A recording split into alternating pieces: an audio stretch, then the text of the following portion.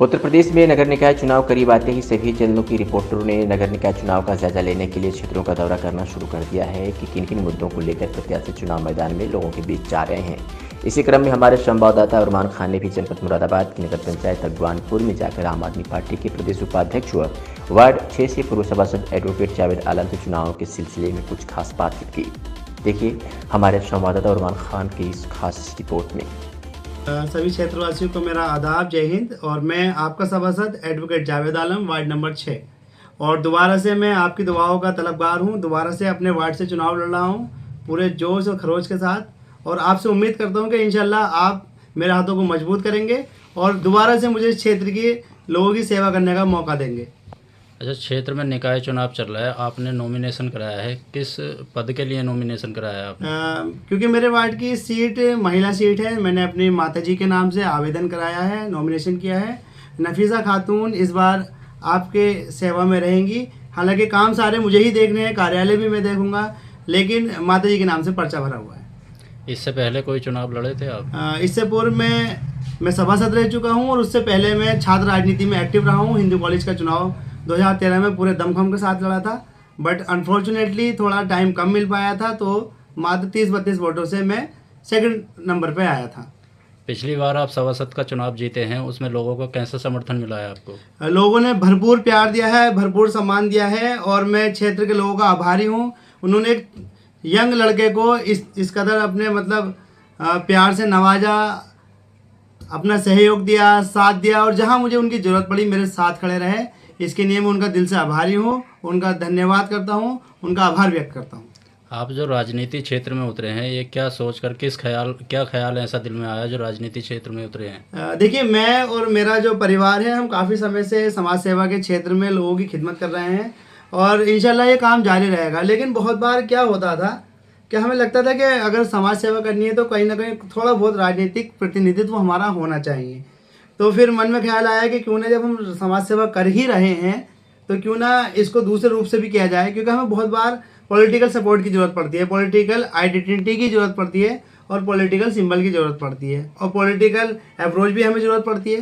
तो ये 3-4 चीज़ें जब हमारे सामने आती थी तो हमें इस बात की ज़रूरत महसूस हुई कि बिना पॉलिटिकल सपोर्ट के, बिना पॉलिटिकल आइडेंटिटी के समाज सेवा उतनी आसान नहीं है जितनी अब हम कर पा रहे हैं।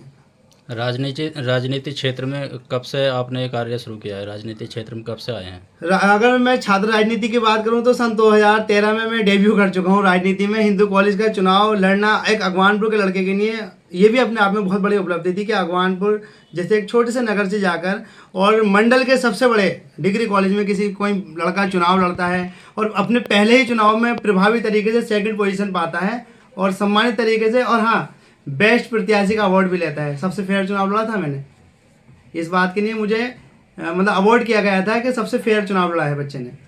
तो ये सब चीज़ें हैं कि हमें अभी बहुत आगे तक जाना है, क्षेत्र के लोगों को आगे लेके जाना है, और विज़न बहुत बड़ा है मेरा।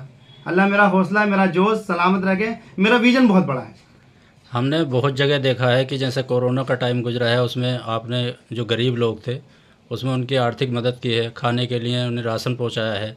इतना आप सहयोग करते हैं और इतने मामूली सी पद पर कायम होने के बावजूद, तो ये खर्च कहाँ से एडजस्ट करते हैं इतना?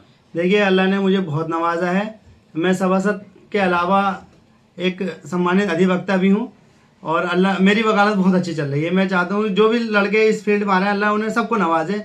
तो बस यही है क्या, और जो जनता में दिया वो शायद मेरा नहीं था, अल्लाह ने उन्हीं के लिए दिया था मुझे। और हो सकता है कि अल्लाह मुझे यूँ नवाज रहा है क्योंकि मैं पब्लिक के काम आ रहा हूँ, बस मेरे हाथ से उन तक पहुँच रहा है। तो ये कोई बात नहीं होती क्या कहाँ से कर रहे हैं, बस अल्लाह देता रहे और ऐसी खिदमत का काम जारी रहेगा इंशाल्लाह। अच्छा, आप लोगों के साथ जगह जगह नुक्कड़ सभाएं करते हैं, लोगों के साथ आपका जो जनसंवाद है वो बहुत अच्छा रहता है, तो आप फिर इतने छोटे से पद के लिए दावेदारी क्यों करते हैं? बड़ा पद क्यों नहीं? देखिए सर, छोटा मुँह बड़ी बात है, आदमी छोटे से ही बड़ा बनता है, और हमारा मुख्य एजेंडा लोगों की खिदमत करना है। अब वो पद चाहे छोटा हो चाहे बड़ा हो, खिदमत का काम नहीं रुकना चाहिए। अगर मैं सभासद पद की गरिमा की बात करूं तो मात्र लेटर पैड लिखने की पावर होती है एक सभासद को, लेकिन चाहे आप हेल्थ को देख लीजिए, एजुकेशन को देख लीजिए, कोरोना का पीरियड देख लीजिए, कचहरी, थाना, चौकी, और बहुत सारी योजनाएं हैं, 60 साल है, विधवा पेंशन, विकलांग पेंशन, मैं इतनी योजनाएं आपको गिनवा दूंगा जो इस मेरे छोटे से गरीब खाने से छोटे सारे कार्यालय से लोगों तक पहुंची हैं। मुझे खुद ये अंदाजा नहीं था कि मैं इतनी खिदमत कर पाऊंगा। अगर आप अधिकार क्षेत्र में जाएंगे तो मात्र एक लेटर पैड लिखने की पावर है कि हम इनको प्रमाणित करते हैं, हम इन्हें जानते हैं, इनकी बिरादरी जानते हैं। लेकिन यदि आपके अंदर काम करने की इच्छा शक्ति है तो आपके लिए कोई भी दीवार ऊंची नहीं हो सकती। आप हर दीवार फांद जाओगे। जितने वोट मैंने पाए नहीं थे, इतने लोगों की मैंने 60 साल पेंशन बनवा दी, इतनी महिलाओं की मैंने विधवा पेंशन बनवा दी, इतने ही मैंने शादी अनुदान करा दिए, और जिन्हें कितने ही लोगों के आयुष्मान कार्ड बनवा दिए। इसके अलावा आप हेल्थ का देख लीजिए। मेरा कोई बच्चा सरकारी स्कूल में पढ़ता क्योंकि मैं अभी मेरी हाल ही में शादी हुई है, लेकिन मैं हर महीने अपने क्षेत्र के बच्चों की फिक्र करता हूँ। इसलिए हर महीने सरकारी स्कूल में मीटिंग लेता हूँ माँ बाप के, टीचर्स के साथ। तो ये मेरा समर्पण है मेरे अपने लोगों के लिए, और ये मेरे लोग हैं। अगर इनके लिए मैं नहीं बोलूँगा तो कौन बोलेगा?